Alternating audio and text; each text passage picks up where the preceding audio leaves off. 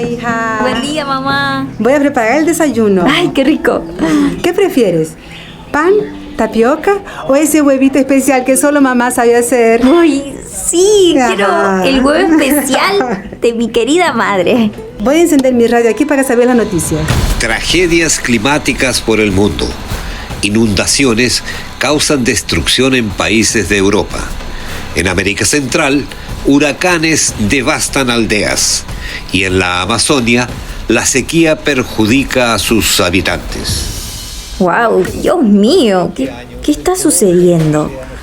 Es mucha tragedia en un montón de lugares diferentes al mismo tiempo. Sí, son los cambios climáticos, Ana.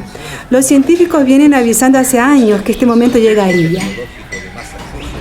Lo que se debió haber hecho era tomar medidas drásticas para disminuir la emisión de gas carbónico en la atmósfera, que es lo que causa el calentamiento global. Claro. Pero parece que los gobiernos mundiales y las grandes empresas prefirieron arriesgarse. Ay, ahora la gente está sufriendo las consecuencias. Este fue el caso de Enio José da Silva, presidente de ADVIC, Asociación de Discapacitados Visuales de Canoas, y de tantos otros compatriotas suyos. Enio pasó por momentos de desesperación en mayo de 2024, cuando prácticamente todo el estado de Río Grande do Sul, en el sur de Brasil, sufrió inundaciones. Y vamos a hablar con él ahora. Buenos días, Enio. ¿Qué pasó en tu ciudad? ADVIC es una entidad referencia. ADVIC es una entidad de referencia en la región metropolitana de Porto Alegre, con sede en Canoas. Fue fundada el 24 de agosto de 1996 y tiene como objetivo promover, capacitar y rehabilitar a las personas ciegas y con baja visión. Resulta que en mayo la entidad fue destruida por la catástrofe climática que tuvimos aquí, perdiendo todo: la sede, el cuartel general, equipos. Fue una destrucción total. ¿Qué pasa con las personas ciegas? ¿Han tenido aún más dificultades?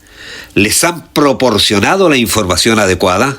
A grande dificuldade nesta enchente, o fato do poder público não estar preparado. La gran dificultad de esta inundación fue el hecho de que los poderes públicos no estaban preparados. No habían registrado a las personas con discapacidad para que pudieran ser mejor atendidas. Hemos tenido que hacer una peregrinación a cada albergue para saber dónde estaban los miembros de nuestra organización, para visualizar a estas personas, para poder brindar una atención más digna. E mostrando, né? Com tudo isso que aconteceu aqui no nosso estado, Rio Grande do Sul. Con todo esto que sucedió aquí en nuestro estado, en Río Grande del Sur, no hubo mucha repercusión sobre las personas con discapacidad, especialmente a las personas con discapacidad visual. Parece que nós ficamos invisíveis. Parece que nos hemos vuelto invisibles. Deixou de atender o pessoal. Mesmo durante ADVIC nunca ha dejado de atender al personal, ni siquiera durante la catástrofe climática, y necesitamos destinar un espacio para estos servicios. Eventos como este sucederán. Ocurrió en el siglo pasado y ahora serán cada vez más frecuentes. Mas a gente espera sim ser ouvido. Pero sí esperamos ser escuchados y poder contribuir para que no pasemos por situaciones como las que pasamos recientemente allí. Mamá, imagínate toda esa gente sin hogar. Sí, por eso es tan importante tener una voz activa en esas discusiones. Esperamos que las discusiones sobre el cambio climático incluyan definitivamente a las personas con discapacidad. Muchas gracias, Enio, presidente de ADVIC. Y para entender mejor lo que está sucediendo en todo el mundo, ahora vamos a hablar con Marcelo Cellucci y Silvia Midori del Centro Nacional de Monitoreo y Alertas de Desastres Naturales, CEMADEN de Brasil. Buenos días. Empezaré haciéndole una pregunta a Marcelo, que es meteorólogo. Después de todo, ¿qué explica estos fenómenos cada vez más intensos y frecuentes en todo el mundo? Planeta Terra, a atmósfera, tem o que nós chamamos de efecto estufa, o sea, en la atmósfera se produce lo que llamamos el efecto invernadero. Es decir, los gases que componen la atmósfera forman lo que químicamente sería un invernadero. Si no tuviéramos esa mezcla de gases, la temperatura del planeta sería mucho más baja de lo que es, hasta el punto de no permitir la vida en la Tierra. Uma condição natural. Entonces, el llamado efecto invernadero es una condición natural de la atmósfera. Sin embargo, en los últimos 150 años, y especialmente después de la Segunda Guerra Mundial, a partir de 1950 más o menos, el mundo comenzó a industrializarse y a partir de entonces a emitir muchos más gases de efecto invernadero de lo que estaban presentes en el pasado. Então você foi lançando uma série de Desde entonces se han comenzado a lanzar una serie de gases que han ido aumentando este efecto invernadero que ya estaba presente antes. Como consecuencia de esto, la temperatura del planeta ha A aumentado. atmosfera funciona como se fosse uma panela de pressão, né? El ambiente funciona como si de una olla a presión se tratara. El horno de la atmósfera es el calor del sol. Así, si tú estás aumentando el calor de esta olla de presión, esta tendrá más fuerza para producir, en definitiva, movimientos extremos, en el caso de la Tierra. La atmósfera tiene más energía ahora y puede producir más extremos climáticos. Coisa é que uma atmosfera mais quente ela consegue Y reter bueno, mais otra cosa es que un ambiente más cálido puede retener más humedad. Y esta humedad puede convertirse en ¿qué? En lluvia. Y por eso también tenemos una mayor frecuencia de lluvias extremas. uma atmosfera mais quente. Porque una atmósfera más cálida retiene más humedad. Un océano más cálido evapora más humedad, que ahora puede ser retenida por la atmósfera. Mas também está o outro lado. Nós estamos Pero desmatando también estamos deforestando. do planeta e Estamos cambiando el clima del planeta y con ello también están aumentando los periodos secos. Silvia es geógrafa y también pertenece a CEMADEN. Pregunto, ¿están los países comprometidos con la lucha contra la crisis climática? Bom, ainda que muitos países tenham se Aunque muchos países se han comprometido con agendas globales, como el marco de Sendai y el Acuerdo de París, aún es insatisfactoria la implementación de medidas efectivas para hacer frente a los efectos del cambio climático. El compromiso de cada nación para reducir, por ejemplo, las emisiones de gases de efecto invernadero tienen consecuencias a escala global y, por lo tanto, todos deben comprometerse a lograr los objetivos acordados. En general, los países tienen una postura reactiva cuando sería deseable que se establecieran medidas preventivas antes de los impactos. En Brasil, el año 2024 nos está dando una pequeña muestra de lo que se avecina, como inundaciones, sequías e incendios, y se ha hecho evidente que no tenemos políticas, programas o planes para enfrentar los impactos resultantes. Los acuerdos no se concretan, es necesario actuar. Y en Brasil específicamente, Silvia. Bom, a Pues chamada bien, la llamada reacción rápida sería la respuesta a los desastres. En el caso de Brasil, hay una cierta coordinación para dar la primera respuesta a los desastres. Agencias de protección y defensa civil, departamentos de bomberos que están en la primera línea para estas emergencias. Pero en cuanto a la prevención en su esencia, es decir, antes de que el riesgo se instale, todavía quedan muchos retos por superar. Marcelo, ¿cómo organizas esta respuesta?